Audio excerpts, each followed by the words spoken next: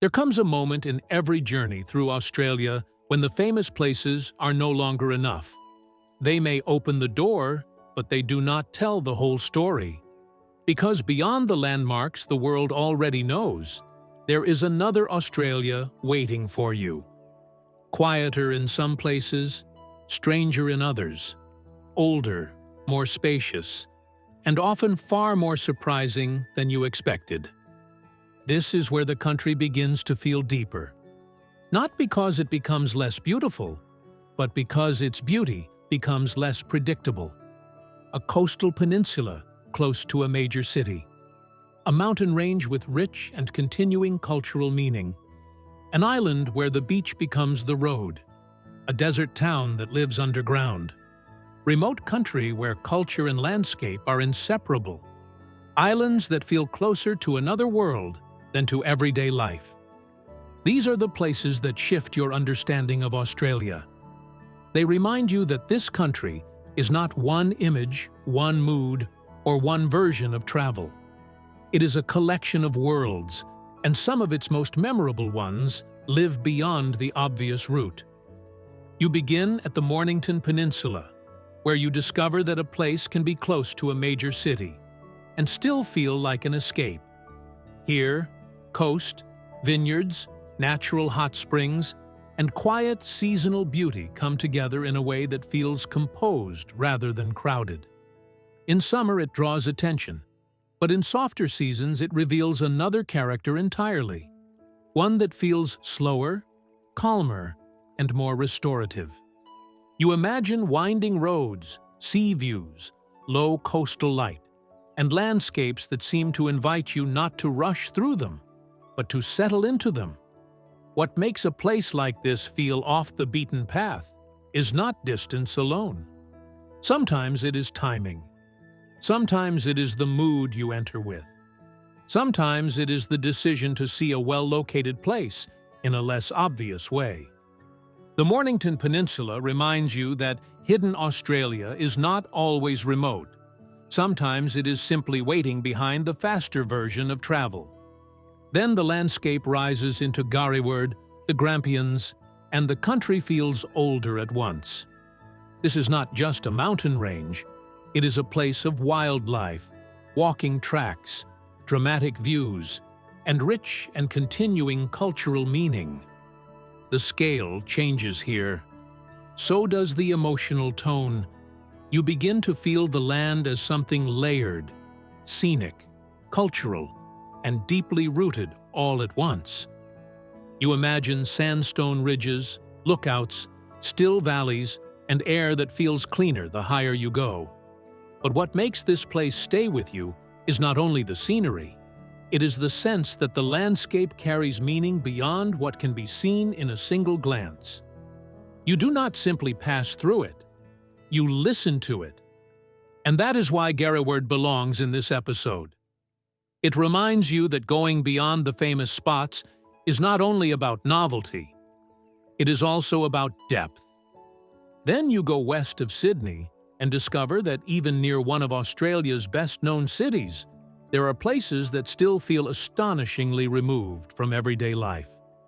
The Blue Mountains already carry their own grandeur, but deeper within them lie the Jenolan Caves, a subterranean world of limestone chambers, underground rivers, and silence shaped over immense time. You imagine mist over the ridgelines above, then a descent into cool darkness below, where the earth seems to open into another kind of landscape entirely. This is where off-the-beaten-path Australia becomes vertical.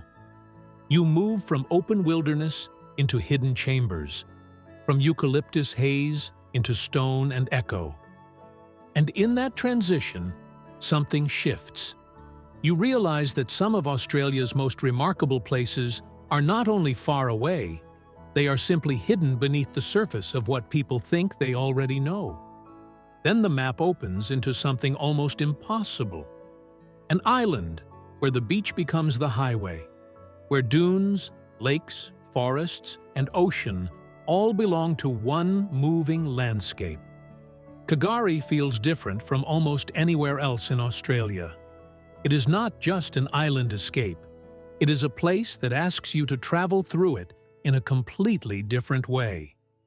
You imagine long stretches of sand, freshwater beauty, sky so open it seems to lift the whole horizon, and the feeling that the usual boundaries between road, land, and coast have dissolved. Kagari belongs in this episode because it challenges expectation. It makes the familiar idea of beach feel far too small. And that is often the mark of a truly unforgettable place. It changes the meaning of the words you used before you arrived. Then you head inland to Broken Hill, and Australia changes again. Here, art, outback light, mining history, and vast horizons all gather into one place. Broken Hill does not feel polished. It feels textured, honest, sunlit in a harder, more revealing way. You imagine wide streets, old facades, red earth beyond town, and a creative spirit that seems to have risen directly from the landscape itself. This is not an off-the-beaten-path destination because it is empty of story. It is the opposite. It is full of story. And that story is inseparable from the land around it. Broken Hill reminds you that some places become memorable not because they are easy, but because they are distinct. They carry an atmosphere you cannot mistake for anywhere else. Then you move deeper into the interior and arrive at Coober Pedy, one of the most unusual places in the country. Here, much of the town lives underground, shaped by heat, opal mining, and the need to adapt in a harsh desert environment. It is the kind of place that feels almost mythic until you realize it is entirely real. You imagine the surface first: pale earth, dry air, a horizon that seems to shimmer in the heat. Then you imagine descending into homes, mines, and spaces hidden under the desert itself. Coober Pedy turns the idea of a town inside out. It makes shelter part of the story.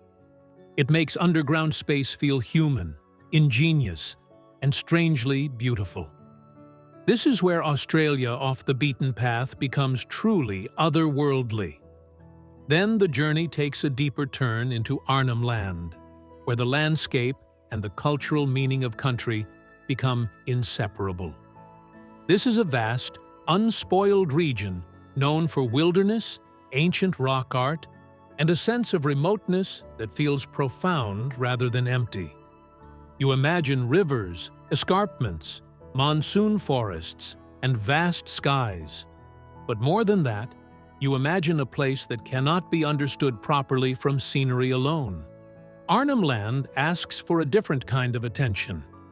Respectful attention. Slower attention. The kind that understands that place and culture are not separate. That is why it belongs here. Because truly going beyond the famous spots is not only about seeing different scenery, it is also about entering places where your way of seeing needs to become deeper. Then you move north across the water to the Tiwi Islands, an off-the-beaten-track destination known for strong local culture, fishing, and island life that feels distinct from mainland routines. These islands carry their own atmosphere entirely. They do not feel like a side note to somewhere else. They feel complete in themselves. You imagine tropical light, quiet communities, coastline, artwork, and the feeling of a place where culture is not an added feature of travel. It is the living center of the place. The Tiwi Islands remind you that off-the-beaten-path journeys often become meaningful when they lead you into places with their own strong identity, rather than places trying to resemble somewhere more famous.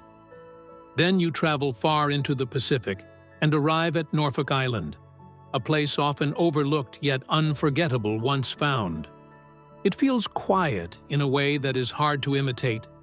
Pine-covered hillsides, dramatic history, ocean views, and a strong local identity all gather here into something that feels neither entirely mainland Australian, nor entirely somewhere else. You imagine roads with very little traffic, green slopes dropping toward the sea, and an island atmosphere that seems to slow your thoughts almost immediately. Norfolk Island belongs in this episode because it captures something essential about off-the-beaten-path Australia.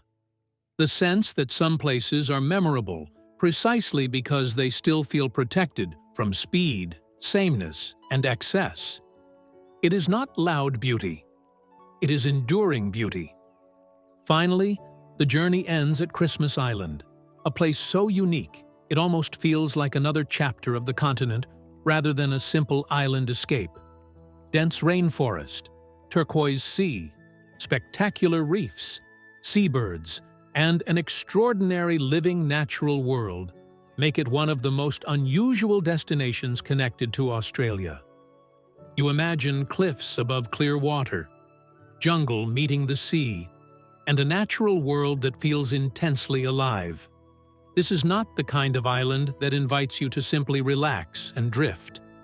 It invites you to notice, to observe, to understand that Australia's outer edges can hold some of its most astonishing wonders. Christmas Island is the perfect closing note because it leaves you with the biggest truth of the episode. Australia becomes more surprising the farther you move beyond the obvious. And now, when you think of Australia beyond the famous spots, the image becomes far wider. It includes the Mornington Peninsula, Gariwerd, the Blue Mountains and Jenelin Caves, Kagari, Broken Hill, Coober Pedy, Arnhem Land, the Tiwi Islands, Norfolk Island, and Christmas Island. 10 places, 10 different moods, 10 reminders that Australia is not a single postcard, but a continent-sized collection of experiences. Coastal, cultural, geological, desert, island, and deeply surprising. Some of these places feel restful. Some feel remote. Some feel ancient. Some feel almost unreal. But all of them expand the country in your mind. They show you that the most memorable journeys often begin the moment you stop asking what everybody sees and start asking what else this land has been holding all along. If this journey spoke to you, stay with Discover Australia deeply as you continue exploring Australia beyond the surface, one meaningful place at a time.